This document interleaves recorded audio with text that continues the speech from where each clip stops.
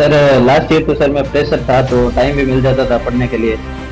तो अच्छी पढ़ाई भी कर ली थी। इस बार तो सर नोटिफिकेशन आने के बाद ही पढ़ाई स्टार्ट की थी, तो पहले तो नहीं लग रहा था। मैंने कहा एक बार ट्राई कर लेते हैं, चलो देखते हैं हो जाता है तो ठीक है। जी सर, लास्ट में कॉन्फिडेंस आ गया था जब टेस्ट में परसेंटेज वगैरह अच्छे बनने लगे थे। बाकी स्टार्टिंग में लगा था कि यार 30-40 दिन बच्चे हैं तो अभी तो क्या पढ़ाई करूंगा मैं, क्योंकि नोटिफिकेशन ओके। पहले था कि नोट सेट सितंबर में होगा, फिर जून में आ गया था। हाँ सर, रैंक तो पीछे आ जाती थी। जैसे मैंने स्टार्टिंग में स्टार्ट की थी तब रैंक पीछे भी आती थी, कभी परसेंटेज कम भी बनते थे, टफ पेपर होता था तो परसेंटेज कम बन जाते थे। लेकिन उससे सर एक मोटिवेशन ही मिलता था कि इस बार कम बने तो अगली बार ज्यादा बन जाएंगे।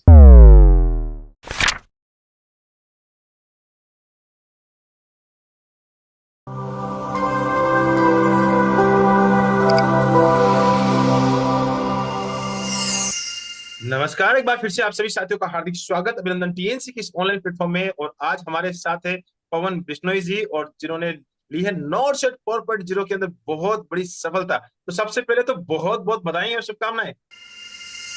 हाँ सर, थैंक यू सर, बहुत बहुत धन्यवाद सर। पूरी टीएनसी टीम और मेनली सर बोजरा सर का मैं बहुत बहुत धन्यवाद करना चाहता हूँ कि जिनकी वजह से लास्ट ईयर भी मैंने अच्छी रैंक की थी और इस बार भी अच्छी रैंक के साथ सिलेक्शन लिया है। ओके, बहुत ही अच्छी रैंक पिछली बार के नॉर्सेट में भी और इस बार के नॉर्सेट में भी लगातार एक अच्छी रैंक का सिलसिला लगातार जारी है। तो ये बहुत ही बड़ा अचीवमेंट है। बच्चों को एक सिलेक्शन नहीं मिलता है और आपने लगातार कंटिन्यूसली सिलेक्शन पे सिलेक्शन लिए हैं, तो ये बहुत ही बड़ा अचीवमेंट। और आपसे बात मेरी लगातार कंटिन्यूसली आप टच में रहता हूँ तो आपसे मेरी बात होती रहती है, तो ये बहुत ही अच्छा है। अच्छा लगता है कि ये जब एक फोन पे बात करते हैं, आज एक वर्चुअल बिल्कुल लाइन पे आज आपके एक्सपीरियंस शेयर करने वाले हैं। तो सबसे पहले तो मैं आपके इंट्रोडक्शन से शुरुआत करना चाहूंगा कि आप अपना इंट्रोडक्शन दें, कहाँ से आते हैं, कहाँ से नर्सिंग किए, और उसके बाद हम इंटरव्यू की शुरुआत करेंगे। जी सर, मेरा नाम पवन बिश्नोई है सर। और मैंने सर अपनी बीएससी नर्सिंग जो ग्रेजुएशन है वो की थी doctor S N medical college जिकोन जोधपुर से की थी। और मैं जोधपुर का रहने वाला हूँ और अभी सर राजकोट एम्स में पोस्टेड हूँ। तो मेरा ड्रीम ड्रीम एम्स जो था वो जोधपुर एम्स था, और इस बार शायद ड्रीम पूरा भी हो जाए मेरा। तो यही बहुत ही अच्छी बात है। एम्स तो पिछली बार भी आपको जोधपुर एम्स ही मिलना था, लेकिन किस्मत इतने होते हैं कि किस्मत से पहले कुछ नहीं मिलता। वही बात है, आज सरोकार हो रही है कि आपकी बात पिछली बार आपकी 49 रैंक थी, ऑल इंडिया रैंक 49, और इस बार आपने बहुत ही बड़ा आंकड़ा हासिल किया है। तो ये जो पिछली बार का एक्सपीरियंस और इस बार का एक्सपीरियंस, पिछली बार भी मैंने आपका इंटरव्यू किया था और इस बार भी मैं आपका इंटरव्यू कर रहा हूँ, तो ये बहुत ही खुशी की बात है। दो दो इंटरव्यू करने का मौका मिल रहा है। तो शुरुआत आपसे ये जी सर जी। बहुत सारे क्वेश्चंस में आपसे उन बच्चों के क्वेश्चन है जो लगातार अमूमन सोशल मीडिया पे बहुत सारे कमेंट्स में पूछे जाते हैं। तो सबसे पहला क्वेश्चन तो मैं आपसे ये पूछूंगा कि शुरुआत कैसे हुई और यहाँ तक पहुंचने का सफर कैसा था।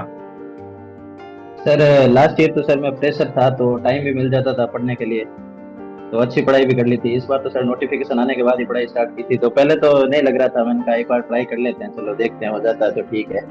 फिर मैंने लास्ट में 1 मंथ या 1.5 मंथ बचा था तो मैंने टेस्ट सीरीज दी थी फिर टीएनसी को। और तो कुछ था नहीं, जो लास्ट ईयर के नोट्स वगैरह जो थे हैंड रिटन नोट्स थे वो सब पढ़े थे, और साथ साथ में टीएनसी की टेस्ट सीरीज ज्वाइन की थी मैंने स्टार्टिंग में। और फिर मैं रेगुलर टेस्ट देता था, मॉर्निंग इवनिंग दोनों टेस्ट देता था, और रेगुलर टेस्ट सीरीज के साथ फिर लास्ट में लगा था मेरे को कि शायद अपना चांस हो जाए, इस बार भी सिलेक्शन हो सकता है ऐसा। ओके, माइंड मेकअप पहले से ही था कि यार इस बार, अब जैसे राजकोट एम्स में पिछली बार लगे क्योंकि जोधपुर एम्स की सीट नहीं थी, तो इस बार पिछली बार आपको राजकोट एम्स मजबूरन लेना पड़ा। मैं तो इसको मजबूरन हाँ वर्ड सर। दूंगा कि मजबूरन लेना पड़ा। मजबूरन आप राजकोट एम्स चले गए, और इस बार आपके मन में कहीं ना कहीं एक थी कि यार ये काश ये रैंक इस बार आ जाए। तो लग रहा था कि इस बार भी इतनी अच्छी रैंक आ जाएगी। जी सर, लास्ट में कॉन्फिडेंस आ गया था जब टेस्ट सीरीज में परसेंटेज वगैरह अच्छे बनने लगे थे। बाकी स्टार्टिंग में लगा था कि यार 30-40 दिन बच्चे हैं तो अभी तो क्या पढ़ाई करूंगा मैं, क्योंकि नोटिफिकेशन ओके, पहले था कि नोट सेट सितंबर में होगा, फिर जून में आ गया था ऐसा। मुझे आज भी वो दिन याद है कि मैं हमेशा आपको बोला करता था कि भैया वापस से शुरू कर दो, जोधपुर वापस जाना है तो पढ़ना पड़ेगा। और आप कंटिन्यूसली जी उसके सर। साथ मेहनत कर रहे थे। लेकिन आपने ये बोला था कि सर सितंबर है तो सितंबर से 4-5 महीने पहले मैं तैयारी शुरू करूंगा, उसके बाद मैं कंटिन्यूसली, अभी तो नौकरी जी लगी है, थोड़ी जिंदगी जी ली जाए। तो ये आपका ये जी वर्ड होते थे, मुझे आज ही बताया कि थोड़ी जिंदगी जी ली जाए, और उसके बाद जी सर। जब नेक्स्ट नोट सेट आएगा तो हम तैयारी करेंगे। लेकिन हाँ सर। जिंदगी जीने वाले जो पल चल रहे थे उसमें ये जून वाले नौ सेट ने व्यवधान डाल दिया। तो जून वाले हाँ नौ सेट में जब व्यवधान आया तो मुझे पता है, आज भी याद है कि सबसे पहले आपका कॉल आया था कि सर आपने एक वीडियो बनाया है और इस वीडियो को आपने बिल्कुल ही डाला है, और सबसे पहले आप ही बता रहे, तो क्या सच है या झूठ है? आपने ये बहुत बहुत डीपली हाँ पूछा सर, था। हाँ सर। मैंने बोला कि भैया फिक्स है और फिक्स है, मेहनत शुरू कर दो। तो आपने बोला कि सर हाँ आज सर। से ही वापस से कमान के साथ तैयारी करते हैं। तो बहुत ही अच्छी बात जी है और सर, ये दिल का जुड़ाव है और बहुत ही अच्छा लगता है। हाँ सर, हाँ सर। जी ओके, सर, मैंने आपको मैं कॉल आप किया था तो। हाँ सर, बोलो। ओके, मैं आपसे जानना चाहूंगा, बहुत सारे क्वेश्चंस हैं और बहुत सारी चीजें आपसे पूछनी है।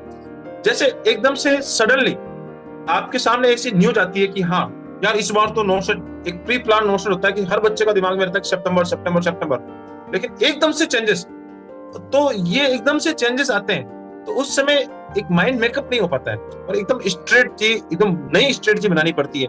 तो आपने उस समय क्या स्ट्रेटजी यूज की कि भैया अब इस जो बचे हुए 1.5 से 2 महीने बचे हुए हैं और लगभग मैं बोलूँ तो जून से 1.5-2 महीने पहले प्रॉपर वे में पता लगा था, तो उस समय क्या स्ट्रेटजी यूज करनी चाहिए? सर लास्ट में जब नोटिफिकेशन आया था सर, मेरे दिमाग में यही था कि जितना भी हो सके मैं जल्दी से जल्दी कंप्लीट कर लूँ पहले। तो मैंने पहले थ्योरी कंप्लीट की थी। 10-20 दिन में मैंने थ्योरी कर ली थी। फिर मेरे को लगा था कि थ्योरी के साथ साथ में मेरे को टेस्ट भी देना चाहिए, तो मेरे को पता चलता रहेगा कि मतलब कितने मेरे क्वेश्चन हो गए, नेगेटिव मार्किंग होती है, कितने परसेंटेज हो रहे हैं टीएनसी में। तो इसलिए मैंने टेस्ट सीरीज भी ज्वाइन की थी। फिर मैं थ्योरी पढ़ता था और टेस्ट देता था साथ साथ। ओके, और ड्यूटी के साथ टेस्ट। थोड़ा सा मैनेज करना डिफिकल्ट होता है, तो ड्यूटी के जी साथ सर, आप जी समय सर। निकालते और फिर से कंटिन्यूअसली करते थे, बहुत ही एक अच्छा आपने कि भाई टेस्ट सीरीज को कंटिन्यू करना बहुत ही ज्यादा इंपॉर्टेंट है। थ्योरी कितनी भी अच्छी हो लेकिन टेस्ट सीरीज नहीं होगी तो फायदा नहीं होगा। हाँ सर, हाँ। एक चीज मैं और जानना हम्म। चाहता हूँ कि टेस्ट सीरीज आप कंटिन्यू लेते थे, कभी कभी रैंक भी पीछे आई जी होगी? सर। हाँ सर, रैंक तो पीछे आ जाती थी। जैसे मैंने स्टार्टिंग में स्टार्ट की थी तब रैंक पीछे भी आती थी, कभी परसेंटेज कम भी बनते थे, टफ पेपर होता था तो परसेंटेज कम बन जाते थे। लेकिन उससे सर एक मोटिवेशन ही मिलता था कि इस बार कम बने तो अगली बार ज्यादा बन जाएंगे। Okay good. शुरुआत क्योंकि पिछली बार आपने सिलेक्शंस लिया था, इस बार आपने वापस एकदम से तैयारी शुरू कर दी, कंटिन्यूअसली तैयारी चल रही है, तो एकदम से डर से लगता है और फिर से पीछे से रैंक आ जाए तो टॉपर्स हो या कुछ भी हो लेकिन दिमाग तो हिलने लगता है कि भैया और घर जाना जरूरी है, तो बहुत ही बड़ा एक कॉन्फ्लिक्ट वाला सिचुएशन आ जाता है। तो कंटिन्यूअसली आप मेहनत कर जी रहे थे और बहुत ही अच्छा स्कोर कर रहे थे और आखिर आपने वो जो कर दिखाया, जो मैं हमेशा बोलता हूँ कि कर दिखाओ कुछ ऐसा कि दुनिया करना चाहे आपके जैसा, और आपने वही चीज हमेशा करके दिखाई। तो मैं ये जानना चाहूंगा कि टीएनसी के साथ जो आप हमेशा जुड़े रहते थे, तो टीएनसी की तरफ से आपको जो सपोर्ट्स मिलते थे उसके बारे में बात करेंगे कि टीएनसी की तरफ से आपको क्या क्या सपोर्ट्स मिलते थे। एक होता है कि मोटिवेशनल सपोर्ट्स, साथ ही साथ कंटेंट का सपोर्ट तो हमेशा हर कोई देता ही है, कंटेंट तो बेस्ट है तभी आप जी इतने सर। यहाँ तक पहुंच पाए। तो ये जो सब जी सपोर्ट्स है उसके बारे में थोड़ा सा जिक्र किया जाए। सर, सपोर्ट तो सर मेनली आपका ही था सर। मैं तो जब भी ऐसा कुछ लगता था तो आपको ही फोन लगाता था मैं। और फिर आपकी जो गाइडेंस थी लास्ट ईयर भी थी और इस साल भी थी।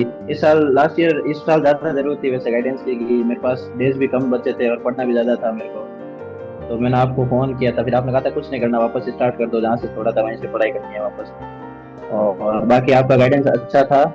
और बाकी पूरी टीएनसी टीम को मैं थैंक यू कहना चाहता हूँ। ओके, मुझे आज भी याद है एक दिन रात को 1 बजे कॉल आया था कि सर इस बार रैंक का क्या होगा, कैसे होगा और कैसे किस तरीके से हमें पढ़ाई करनी है। तो मैंने बोला भैया अब रात को 1 बज जी गए, सर, जी थोड़ा सा नींद ले ली जाए। बोला नहीं सर, गाइडेंस पहले हो जाए उसके सर। बाद नींद ले ली जाए।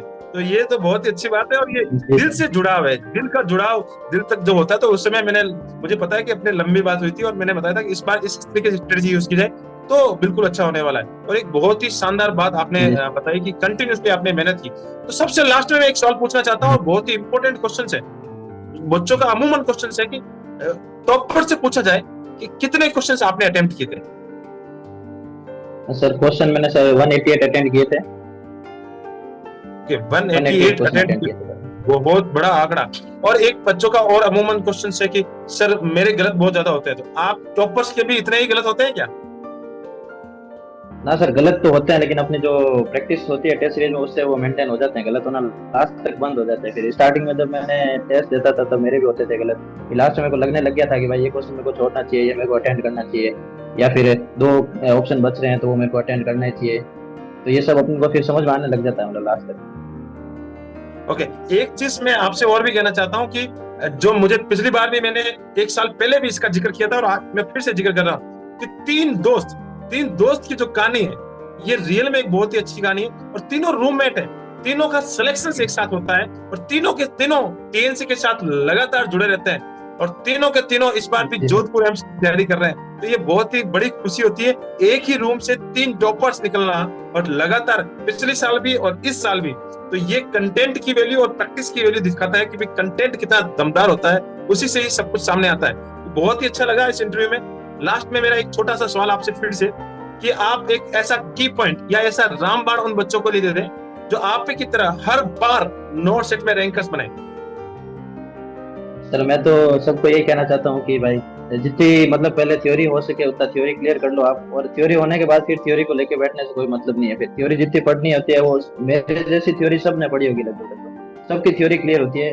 लेकिन अपन को प्रैक्टिस जो होती है वो क्वेश्चन वगैरह से प्रैक्टिस होती है। तो अच्छे से कोई टेस्ट सीरीज हो, जैसे टीएमसी की टेस्ट सीरीज दी थी मैंने, तो वो टेस्ट सीरीज के साथ बने रहो और बस टेस्ट देते रहो और अपने नेगेटिव मार्किंग है उसको कम करते रहो। और जो भी बुक प्रीफर करनी है, कोई भी प्रीफर कर सकते हो बुक, तो उसको अच्छे से पढ़ो। बस जो बुक आपने प्रेफर की है उसको अच्छे से पढ़ो। गुड गुड, बहुत ही बड़ा की पॉइंट दिया है और इस की पॉइंट में से मैं वर्डिंग निकाल के लेके आऊं तो ये वर्डिंग आपने बहुत ही ज्यादा फोकस किया है कि थ्योरी से ज्यादा कुछ होने वाला नहीं है। थ्योरी सभी लोग पढ़ते हैं और थ्योरी सबकी अच्छी होती है, लेकिन जिसकी जितनी ज्यादा अच्छी प्रैक्टिस होगी वो ही हीरो बनेगा। और ये चीज आपने एक बहुत ही बड़ा रामबाण दिया है। इस इंटरव्यू सेशंस को अटेंड करने के लिए बहुत बहुत धन्यवाद। आप हमेशा ऐसे ही अपना नाम, साथ ही साथ अपने माता पिता का नाम और जिस कॉलेज से आप पास आउट है जीकॉन जोधपुर का नाम और साथ ही जन्मभूमि, कर्म भूमि और साथ ही साथ टीएनसी का नाम हमेशा रोशन करते हैं। Jai Hind, Jai Bharat, Vande Mataram. Thank you so much. Thank you sir, thank you sir, thank you sir.